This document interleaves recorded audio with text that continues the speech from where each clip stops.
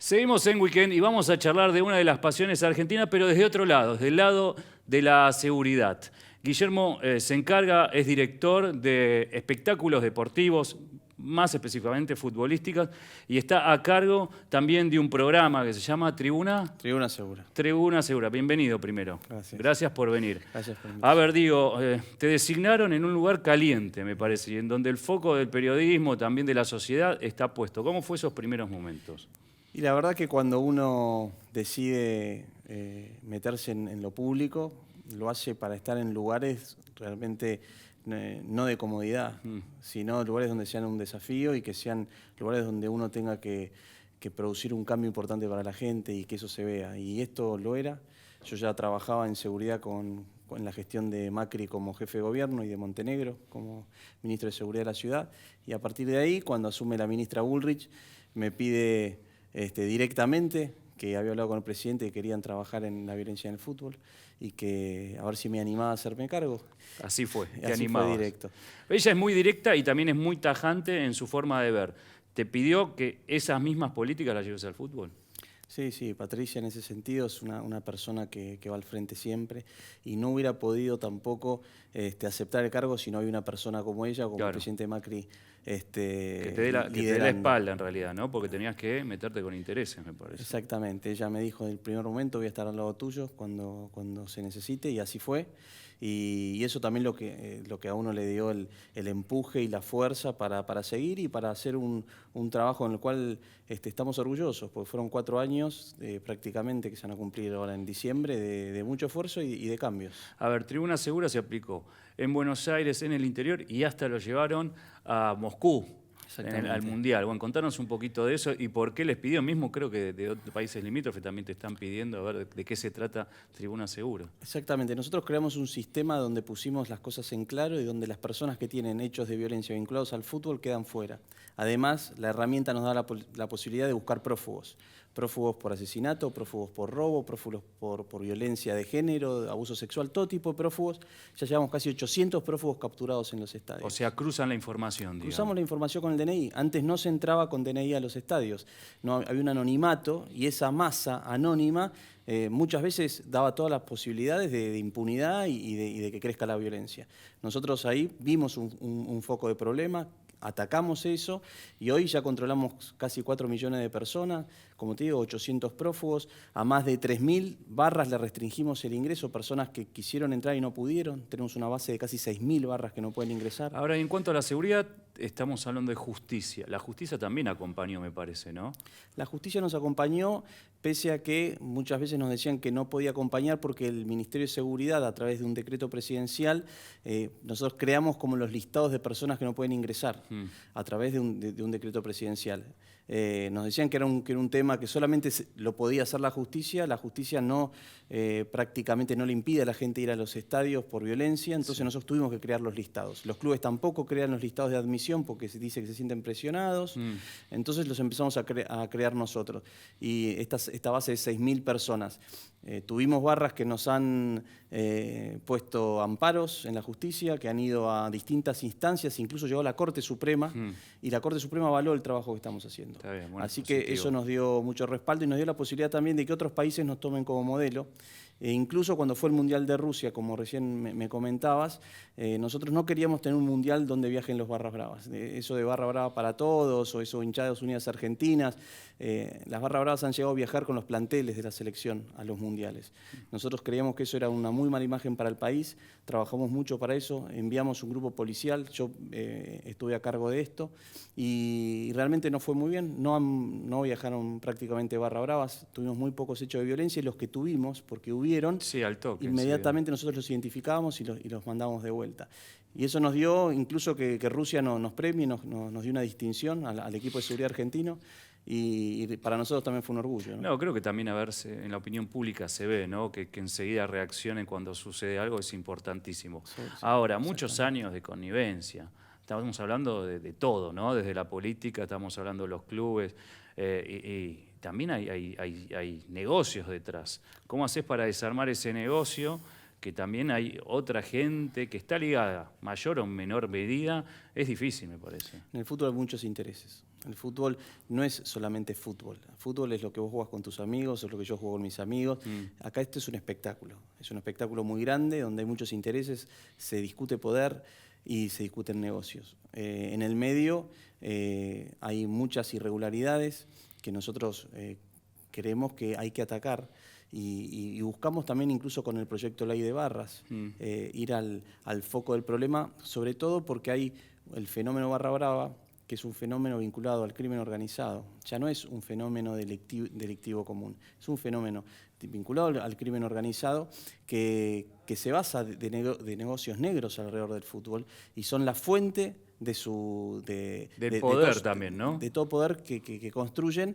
Y uno ve el correlato en la violencia. Entonces, uno en el fútbol tiene dos problemas grandes. Uno vinculado a esto, que es los negocios que se generan negros alrededor del fútbol, muchas veces visto por la barra brava que cometen sus hechos de violencia. Y después hay otro problema muy grande que tiene que ver más con lo organizacional, con lo cultural, y son los dos focos para abordar y que abordamos desde el programa. A ver, tuviste que el ejemplo más claro que siempre se habla de los hooligans, ¿no? Que en poco tiempo lo pudieron erradicar. ¿Tuviste que ver algún archivo? ¿Tuviste que hablar con gente? ¿Cuál es la diferencia que tenemos con el exterior? Que todavía no tenemos público visitante, por ejemplo, me parece. Sí, en realidad hay público visitante en muchos partidos. Provincia de Buenos Aires está efectuando muchos partidos con público visitante, en Mendoza, en varias provincias se está haciendo.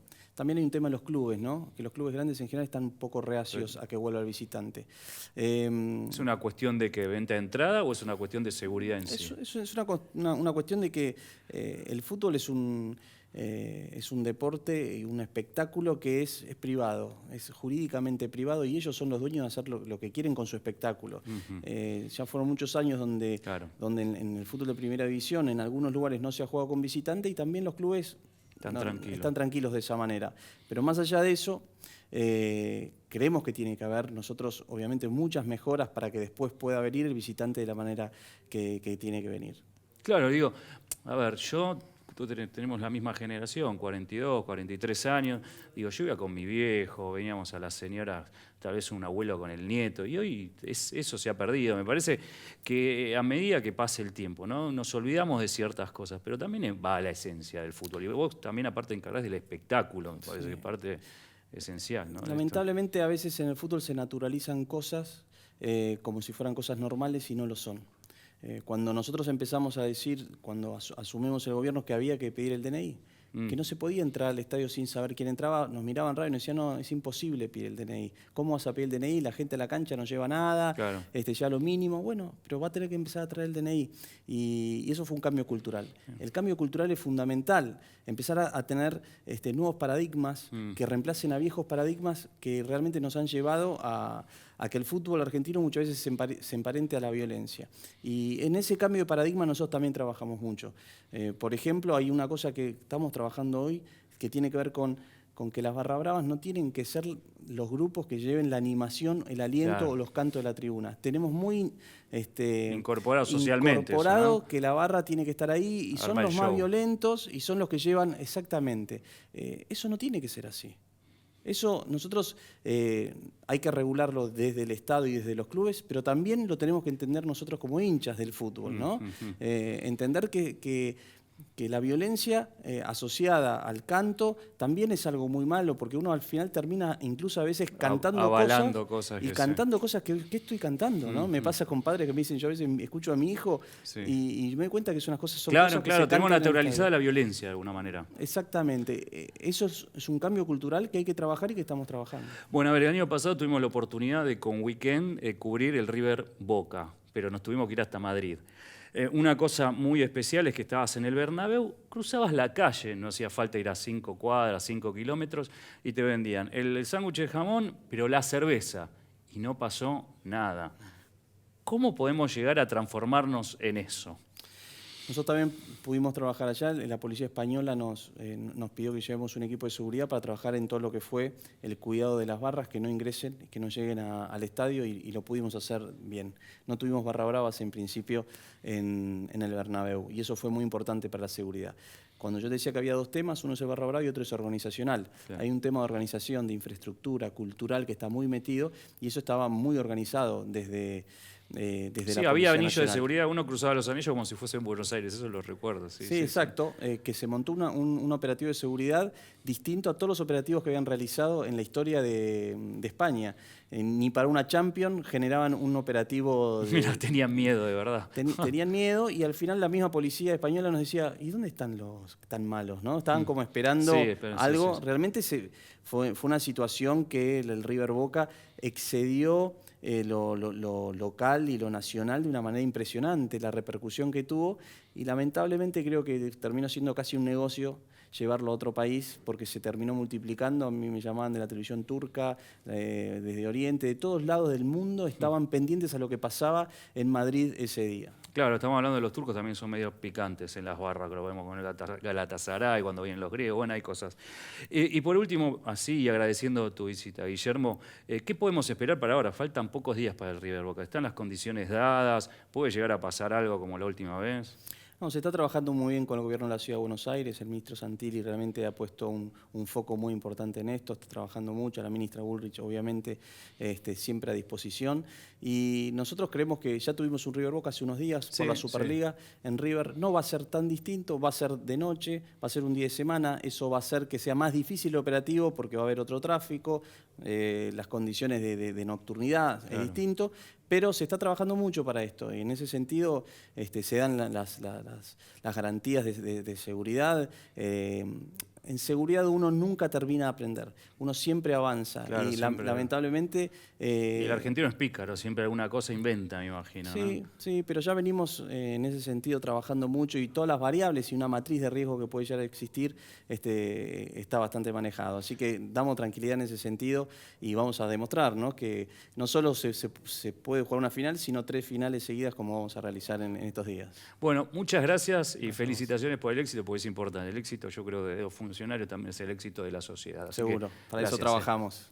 Gracias. Señoras y señores, seguimos en Weekend.